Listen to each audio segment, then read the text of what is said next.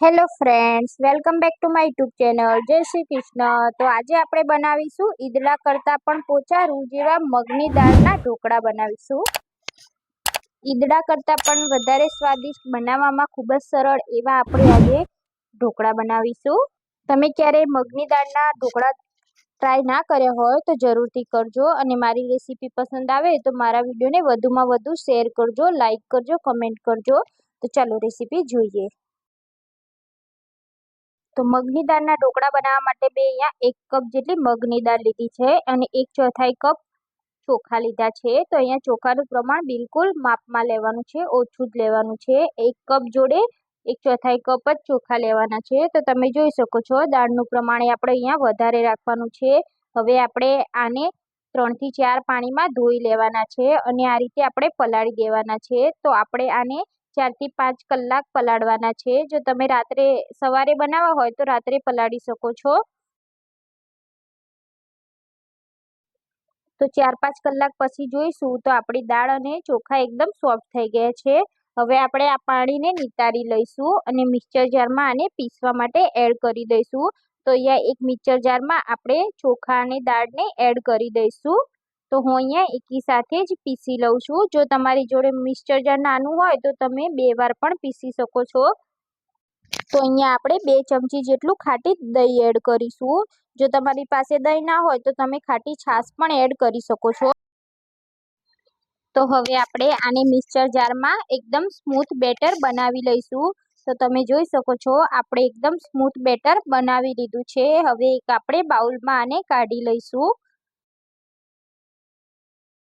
તો અહીંયા આપણે જરૂર મુજબ જ પાણી એડ કરવાનું છે. તો ખાસ ધ્યાન રાખવાનું કે પાણી એડ કરી અને પતલું બેટર ના થાય તેનું આપણે ખાસ ધ્યાન રાખવાનું. તો અહીંયા આપણું બેટર અહીંયા બરાબર છે. હવે આપણે આમાં સ્વાદ મુજબ મીઠું એડ કરીશું. તો અહીંયા આપણે 1 ચમચી જેટલી આદુ, લસણ અને મરચાંની પેસ્ટ એડ કરીશું. જો તમે લસણ ના ખાતા હોય તો લસણને સ્કીપ કરી શકો છો. અહીંયા 1 ચમચી જેટલી આપણે દળેલી ખાંડ એડ કરીશું. તો અહીંયા ઓપ્શનલ છે, ખાંડ એડ કરવી ઓપ્શનલ છે. અને અડધી ચમચી આપણે હળદર એડ કરીશું. હવે આપણે આને સારી રીતે મિક્સ કરી લઈશું. તો અહીંયા આપણું ઢોકળા માટેનું બેટર રેડી છે. તો આ રીતની થિકનેસ હોવી જોઈએ તો જ તમારા ઢોકળા સારા બનશે. અહીંયા તમારે વધારે પતલું બેટર કરશો તો તમારા ઢોકળા ફૂલશે નહીં. હવે આપણે 1 ચમચી જેટલો ઈનો ફ્રૂટ સોલ્ટ એડ કરીશું.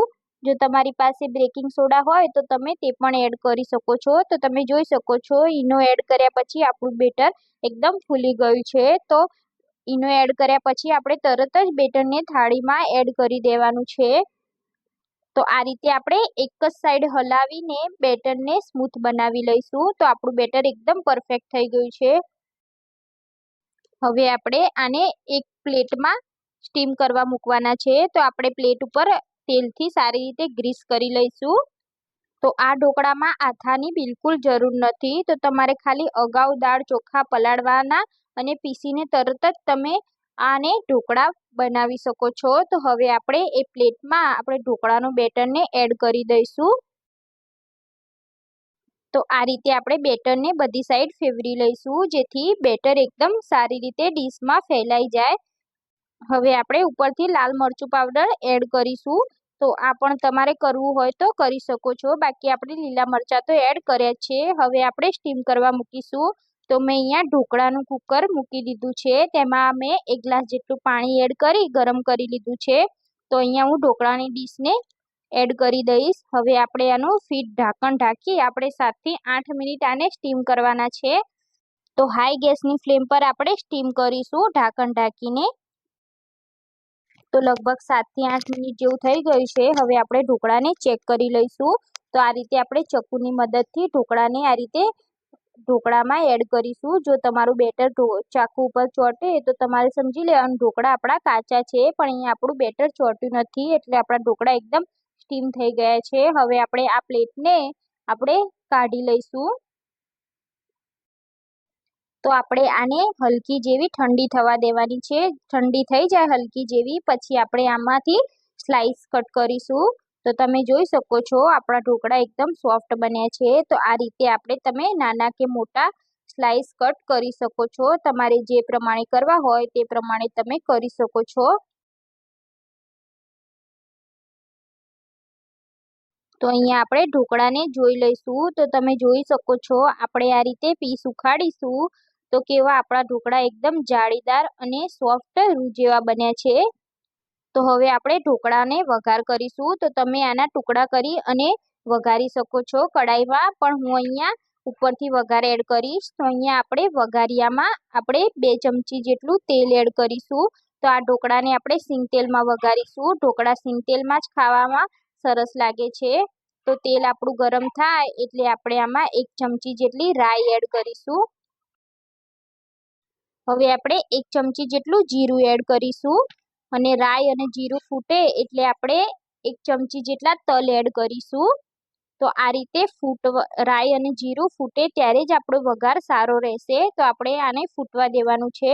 તો અહીંયા ગેસની ફ્લેમ આપણે એકદમ સ્લો કરી દેવાની છે। તો અહીંયા આપણો વઘાર રેડી થઈ ગયો છે। હવે આપણે આને ઢોકળા પર ઉમેરીશું। તો હવે આપણે ચમચીની મદદથી આ રીતે ઢોકળા પર વઘારને નાખી દઈશું। તો હું અહીંયા આ રીતે જ વઘાર કરવાનું પસંદ કરું છું। જો તમારે ડાયરેક્ટ વઘારવા હોય ઢોકળાને તો તમે તેવી રીતે પણ વઘારી શકો છો। તો અહીંયા આપણે બધી બાજુ ફરતે આ રીતે તેલ નાખી દઈશું। તો અહીંયા આપણે ઢોકળા સર્વ કરીશું। તો ઢોકળાને મેં અહીંયા લસણની ચટણી અને કોથમીરની ચટણી જોડે સર્વ કર્યા છે। તો તમારે લસણની ચટણી અને કોથમીરની ચટણીની રેસીપી જોઈતી હોય તો મેં અગાઉ વિડીયોમાં આપેલી છે। તો હું ડિસ્ક્રિપ્શનમાં લિંક આપી દઉં છું, તો તમે જરૂરથી જોઈ આવજો। તો તમે જોઈ શકો છો આપણા ઢોકળા એકદમ રેડી થઈ ગયા છે।